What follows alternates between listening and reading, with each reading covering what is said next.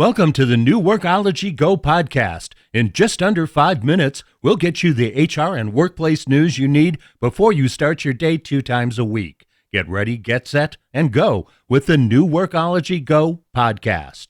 An Italian study released last year showed that attractive women who sent photos with their resumes got called back 54% more of the time, as opposed to the average callback rate of 30%. Another academic study found that CEOs who were considered attractive had higher stock prices and received higher compensation rates. Does that mean if people are unattractive, they should be a protected class? Interestingly enough, there are protections that exist in the United States for people who are unattractive. The city of Santa Cruz, California, has a new ordinance in place that fights unlawful discrimination based on appearance. That law defines unlawful discrimination as to and including differential treatment based on not just someone's outward appearance, like in terms of beauty, but also their weight and height and other physical characteristics. We're seeing more of this with the Americans and Disabilities Act as well.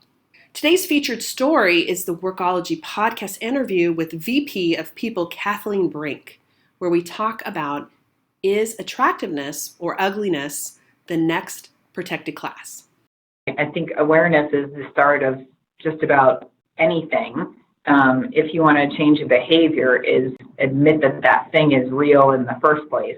And so from a candidate perspective, whether that candidate's internal, and we're thinking about promotions, or they're external and applying for a job and interviewing for a job, just recognizing our own bias towards things that are attractive and people that are attractive. And so if someone comes in, like physically, they're scarred, or they have a glass eye, or whatever, like pick a thing, that awareness is so important that we get out of our own head and really, it's easy to say like, well, I just focus on the skill and the background of the person and whatever, but your brain is always telling you stories, and you can't stop your brain from doing that, but you can certainly be aware of like that thing is happening.